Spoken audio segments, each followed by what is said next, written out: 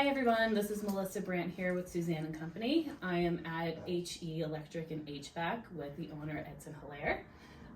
Edson, I'm so glad that you decided to sit down and talk with us. It'd be great if you could just let us know a little bit about you, how you got started in the industry. Sure. My name is Edson Hilaire, owner of EH Electric and HVAC. Full disclosure, I know. We go way back. Yeah, we go way back, definitely. But yeah, it actually started in sort of our hometown, Arlington. I started working for a friend of ours, electrical company, Phoenix Electric. And then after a while of going to school and getting certified, I decided to branch out and started, my own company. It started out just as an electrical company, and then later on we brought on the HVAC side of it, and it's been going great. And one of the reasons for that is focus. Is focusing more on the green side. Yeah. We're like focusing more on the green sector of that trade. So from renewable energy, your new furnace, installing EV chargers for your electric vehicle, anything green related. That's kind of like what we're focused on, which kind of sets us apart from the other electrical companies that are out there. So.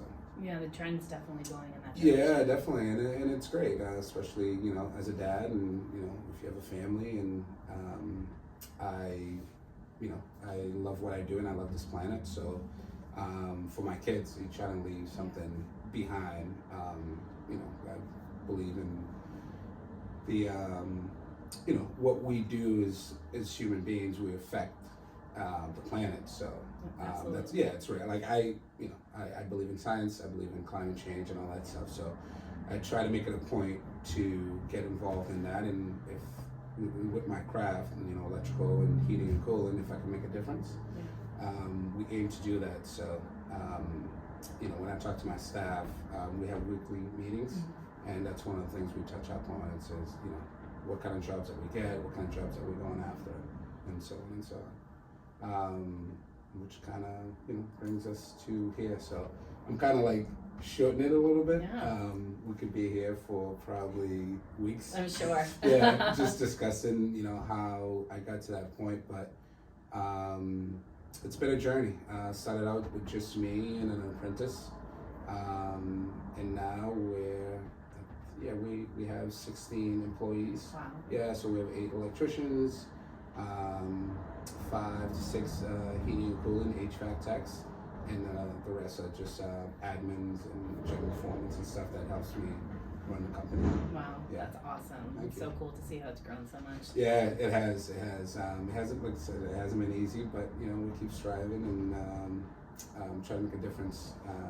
Especially being a minority in that field, it's kind of, believe it or not, it's not common to see a minority kind of running their own operation to that level. So like right now, what we're focusing on for 2023, but really we started on midpoint 2022, is to kind of have the conversations with the school, like colleges, because they're pledging like the DEI programs. A lot of them are getting involved with that, which DEI is diversity and inclusive. Trying to bring more minorities into the platform, which it's kind of like non-existent. Right. So first university we talked to was Harvard. Wow. We're still trying. Yeah. We're not there yet. We're kind of hitting a few roadblocks, but You'll get there. Yeah. And the other one that we're talking to, I think we have a meeting next week, is Northeastern. And they've been, they've sat down with us and actually we're willing to have the conversation. Yeah. And what's good is when you hear they're actually aware of the issue, and they do agree, because especially Harvard said that the people that deal with the contractors that they have in-house, they've been with them for like 70 Right. plus years. Yeah. So it's like tough for them to change. Yeah. Especially when I think they own like over like 400 buildings. Wow. Yeah. Oh my gosh. Oh, yeah. That's a lot. Yeah, it's like half of Cambridge, and Yeah. half of Boston. Them and MIT literally own half of Cambridge and Wow. Boston. Yeah. I didn't know that. I didn't know that either until I did my Do some homework. digging. Yeah, exactly. So, but I it's love that great. you're doing that and like trying to have these conversations, especially, February's Black History Month. And, I was going to ask you, like, what can we do as a community to make sure that the conversation continues past February, something that we can do all year round? Yeah, no, absolutely. It's a great question because, with some of the Zoom meetings and some of the network that I've been doing, you hear it. You hear it from, some of your peers that are trying to get to the point where I am, which I don't even think I'm like that far into it. There's so much that we have to do. But I think that it's having a conversation, it's doing this, like interviews like that, depending on where it goes to. Social media, because right now everyone has not just an iPhone, but they have technology in their hands. So even what we're trying to do, we even not just Black History Month, but we continue it. We kind of have like we'll promote a minority like every month, just to kind of like I look at it as you're making some good noise. Eventually, some people will hear it. What I don't want to happen is the silent treatment and people not saying anything. Because when it's not being discussed, then not a lot of people are aware of it. So we try to do our part. We try to get into but organizations that are actually true about it. So like BECMA is one of them. Okay. It stands for the Black Economics of Massachusetts. They started out in 2015, so we belong to that organization, and they're doing some great stuff. So we try to make an appearance.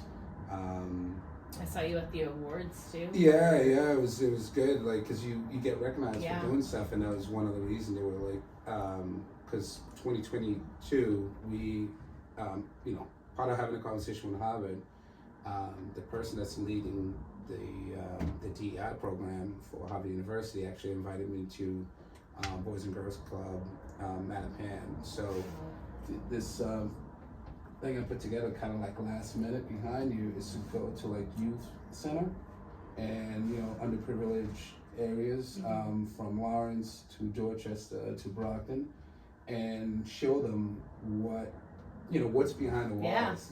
That's so cool. Yeah, like it's like I'm kind of like a geek when it comes to this stuff. So I try to explain to them, what it can do, and how it's a great trade. It's not just electrical, but HVAC and plumbing and so on and so on. Because I think it's being talked about every day in the news where there's not a lot of kids getting into that trade right now. Right. So the generation that's coming. If you were born in the year 2000 or, like that's not something that it's, that kids are getting into, especially minorities. But, I go to those events. I sit on the Board of Council for Waltham High for the Electrical Council. So I get to talk to the youth and say, this is a great trade. You can make great money. It's not all about try to be a rock star or this social media trying to do that, but it's very rewarding. But again, it's getting out there, talking, and just being present and talking about it. Right. So being able to have those conversations. Yeah, and being comfortable with asking those kind of questions, because I know sometimes when I walk in a room and you can see like the nervousness, but it shouldn't be like that. It shouldn't be a bad thing. Yeah. Because we know what listen, if everyone's not on at the same platform, trying to like close the equity gap, where you're having people still struggling, it hurts everybody. Right. It hurts the government, because then people are depending more on the government to help them out. Where if we do our part and say, hey, if you get into this trade and there's opportunities for you, and this person is making a great living, they're less likely gonna want support from. So I never understand. Full circle. Yeah, I try not to get into politics too much, but I never understand that thought process behind it. If you're able to help out a certain race or whatever, it just benefits everybody. It does. So no matter where you are. Right. Yeah. I love that you're getting so involved, like the community involved and just like putting yourself out there and Yeah. having these hard conversations. It's huge, especially since you have children. Yes, and and my children, I have a 5-year-old, and she's asking just the craziest question, which as a dad, I didn't think those things were going to be asked. Right. But they mixed race, they're biracial, so they know. Well, they don't fully know, but they Right. know there's somewhat of a difference, like mom and dad, Yeah. different color, but they actually don't know the nitty gritty. Mm-hmm. But when I talk to my kids, I talk to them like adults. Yeah. I tell them, there is a difference, but there isn't really. Mm-hmm. It all depends on how you raise them. So, and yeah, like you said, and that's important too, because I preach it in-house and also out. Yeah. So, but I make it a point to, I try to succeed in every facet of this trade because, if they see that I'm succeeding in it, then it's more of a reason for them, for minorities to get involved. Yeah. Where, we were having a conversation the other day. I was in Worcester. National Grid had an event, and because National Grid gets involved into that, again, back to the DEI, and they're the one that approves certain projects for the EV install, and there's no minorities at all. Wow. Yeah, so they're pushing that any female to get involved, because the construction industry can be intimidating, and there's so much opportunity for that too. So I try to get involved in that and try to expand and do my part. And while I was having a conversation, and similar question was asked, and I said, again, with family, I said I'm gonna do the best I can. I'll go broke if I have to, just for this EH Electric and HVAC to succeed. So it could be kind of like a staple on, just use it as an example. Like, okay, we can do it. And make it. Yeah, you're such a great success story. You're Yeah. such an inspiration. I try not to think about it too much in that sense, but I'll let people talk and say as good of a job that we're doing. But it's good to hear it. Yeah, for sure. I'm human, of course, and it's good to hear that, because it's like, oh, okay, so what we're doing, the path that we're going down to. You're doing great things. Yeah, it's for the better. Yeah, So. that's incredible. Mhm. It's so wonderful. So in your daily life, or in your family life, what gives you the most inspiration? Besides my kids, it's just being out there. They just had a great, introduction of the embrace. So I try to pay attention to everything. So, with Martin Luther King and his wife meeting in Boston and everything else. So when you're following like that trend, it gives you hope. So inspiration comes from different corners of my daily routine, from what I do, people that I talk to. It doesn't come from just like one, specific area, but like from my kids, my wife, my employees, again, people networking, people that I talk to, either struggling or actually making it. It's like, oh, that's awesome. Yeah. Okay. So that gives me not only motivation, it inspires me to kind of like keep at it. Yeah. It's the conversation that we're having now. It's like, oh, you're doing a great job. You It's are. Because in our mind, we don't think of it that way. We just, we know it's the right thing to do, so we do it. Yeah. So when the outside people are coming in, either sending an email, sending a text, like, oh, hey, I saw such and such, keep doing what you're doing, it's great, because it actually, my son watched it and is like interested in getting to that trade. Yeah. Can you bring him? I'm like, absolutely. So cool. Yeah, so if you're true about what you're doing, then everything will just fall into place. Yeah. It's not, I don't wake up every day and say, you know what, just focus on making a lot of money today. Right. Like it's great, Yeah. obviously, but We look at the bigger picture. exactly for Yeah. what we're trying to do, it looks like things are coming back. What I give out, the energy that I put out, it comes back in different ways. Yeah. Like the company gets a different kind of profile, they look differently. Yeah. and in return, people see it and like, hey, I want to hire you.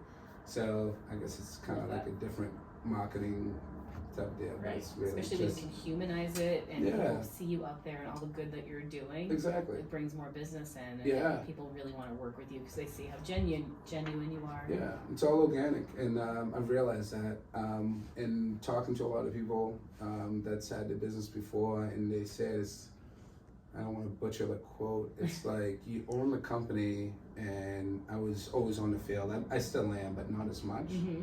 And it's like now you're, instead of being in the business, now you're doing the business. Yeah, something right. Like No, that I makes don't know. sense. I'll Yeah. Google it. That makes sense. But you were always like that even growing up. Like you were always just such a bright light, always happy, always there to help people out. It just felt nice. It's just your nature. Yeah. And to see you like carry that throughout your business and your family life and give back to the community so much, it's so inspiring. And I never thought that would be like, I never put two and two together. I was just always, happy kid, and that would help, like you said, I would help anyone. And especially when I moved to Arlington, I can remember, we went, I moved there, I was like 12 and a half, went to Arlington, and I remember my dad, like towards the end of the week, he's like, is it tough? Like, you making any friends? I was like, actually, yeah. That just then, check right. Yep. It's like, wow, yeah. So it's like you were always with us. Right. Yeah. It's always been, like you said, my personality, and always out there and be happy and, help anyone that would, ever needed it. So, I carried that with what I do for work, and it just comes, together. Yeah. All organically, all by itself. That's awesome. I'm so lucky to know you. Yeah, I appreciate it. Okay, so how about we'll do something fun? Mm-hmm. Do you have any fun facts that people don't know about you? Fun fact. Not really. I'm like an open book. Hence, so, I don't know. I did see that you were at the Green Awards with Prince William and Oh yes, Kate yes. Middleton. That's so kind of cool. That's a it is. fun So, fact. but that's just because with Netflix, and I like. I guess that could be a fun fact. So I'm like a geek when it comes to history.